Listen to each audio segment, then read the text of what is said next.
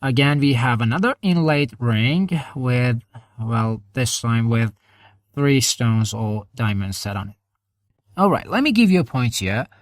Before you start going through any modeling process, you should always think ahead. I mean, you should think about the best way to create a model. It could be the most easiest way, or it could be the fastest way, and basically whatever can create the best result for you. For example, now I'm going to use the model that we have worked on before. Here we go. Now I'm going to enter the front view, and then from the center point, I'm going to add this line. Alright, after setting this line here, I need to give this line a little bit of rotation. One here. The gap here that I'm going with should actually cover half of the diameter of my main diamond. In other words, the gap here is somehow equal to the radius of my main diamond. Okay, so far so good. Then I need a couple of more lines here, I guess, next to these two for my second and third stones. Right now, entering the front view, set a horizontal line up here, then another line here. I can mirror this to the other side.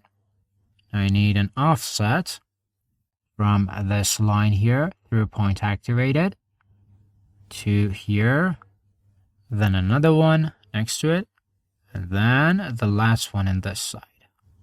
Okay, now to move forward, I'm going to select the ring here and press Ctrl H to hide it for a second.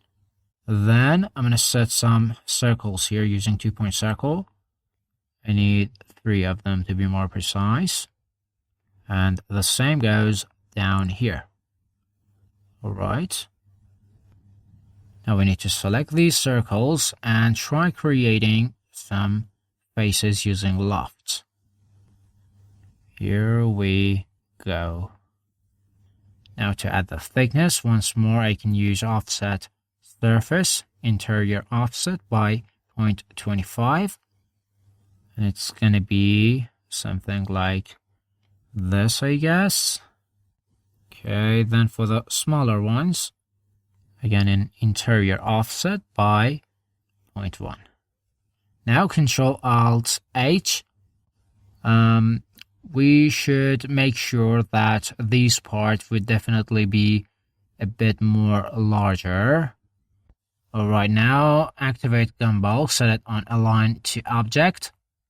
Then afterwards, I'm going to change my view to the top view. And then maybe try changing up the scale a bit more. Make sure that we have that protrusion that we wanted. Okay, now select and move this here. Let me just check the image. Alright, you know what? We can in fact do something else.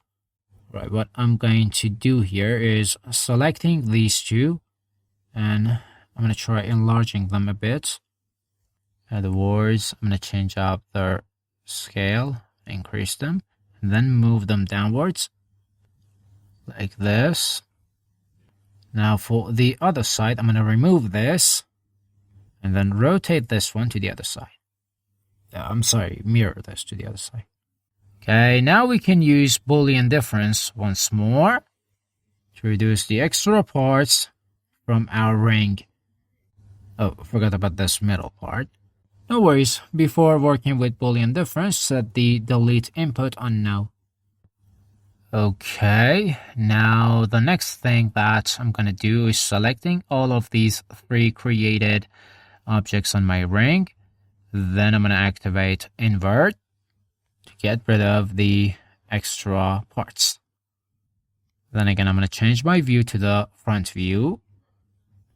And on the shade mode, I'm going to set another circle here. Okay, now select the created circle.